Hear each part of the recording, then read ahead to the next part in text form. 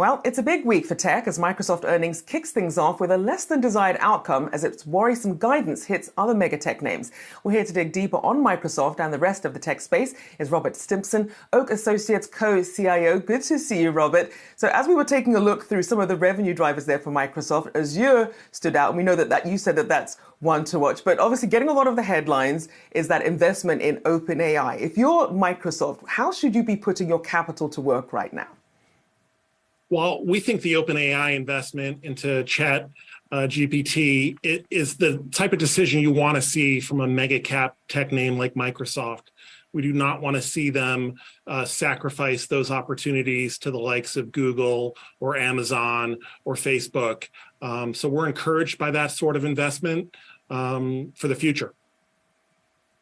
And so as we look at Azure especially and where it's going from here, and then when you compare it to what we're seeing with the cloud business, some of these growth drivers that allow them to be able to pour innovation into these other sectors, what are your expectations for the cloud business?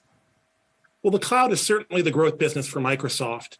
And when we look at the stock today, it's really a tale of two cities. They have the PC business, which is slowing and mature, and then they have growth in the cloud business.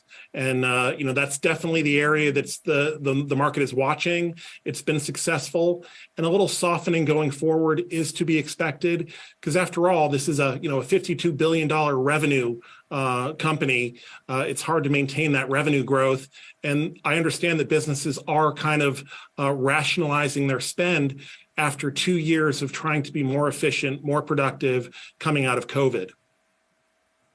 And so, Robert, then I know that one of the negatives that you highlighted was the current valuation, especially when you look at, say, a Google or a Meta. How are you, when you think of where the valuations might go from here, what do you think might actually work in Microsoft's favor since they do still have such a high valuation? Well, I think they've been benefiting from the idea that as a mega cap tech company, there is some safety and security in their size and their market cap.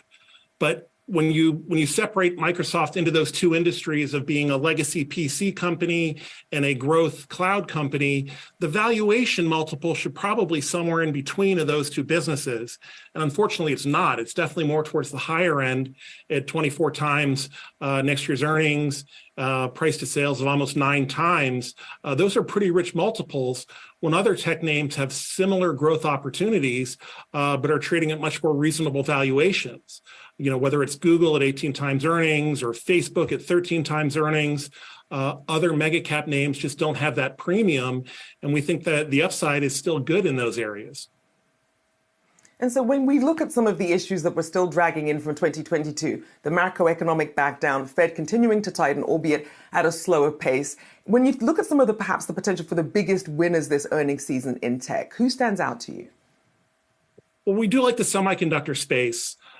People forget it's a boom and bust cycle in semiconductors. And, we had some supply disruptions during the pandemic, but valuations have contracted sharply. China is reopening. The appetite for semiconductors is still very strong. So, as an industry, there's some inventory that needs to be worked off in some of the more industrial, automotive, and PC names, but it's still a growth industry that you can get access to at a much more reasonable valuation, knowing that it has a long tail of growth behind it. And Robert, I want to ask you about layoffs. Obviously, we've seen Microsoft part of that as well with its own set of 10,000 layoffs. Haven't heard anything from Apple yet. Apple have done hiring freezes, but haven't made those cuts yet. Do we expect much deeper cuts overall for tech? And why do you think we haven't seen it for Apple yet?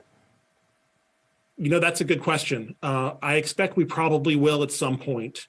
All of the tech companies were aggressive in hiring during the pandemic. They kind of benefited from the work from home trade and enabling other companies to move to a more distributed workforce environment.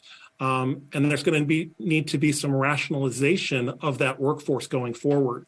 So I think that the layoffs we've seen from a lot of the major tech companies is probably just round one. I think Microsoft hired something like 75,000 people over the last 4 years. And last year, headcount was up over 19%. So as these tech companies make their own expense reductions, headcount's going to be a big area. And Robert, of course, we know that Tesla's reporting after the bell, but I do want to ask you about Musk. A lot of people, especially investors, frustrated about the distractions. You have Twitter, you have the ongoing shareholder lawsuit. How do you think this is all going to pan out for Tesla, since it does have some very ambitious production targets now? Well, Tesla has a great product, a great car, but the stock has been very volatile, and Elon's personality is affecting its share price. So while the underlying product is good, the high valuation, as well as some significant changes in the competitive environment over the last 2 years. I think every major automaker now has a lineup of EVs available, and Tesla is no longer, the best option for some people. So given the changes in the competitive landscape, the stock's been under pressure. Elon's been a little bit of a distraction. And as a result, it may not ever receive the premium fan base or valuation that it had enjoyed previously. Certainly is a very different time we're living in now in the EV space.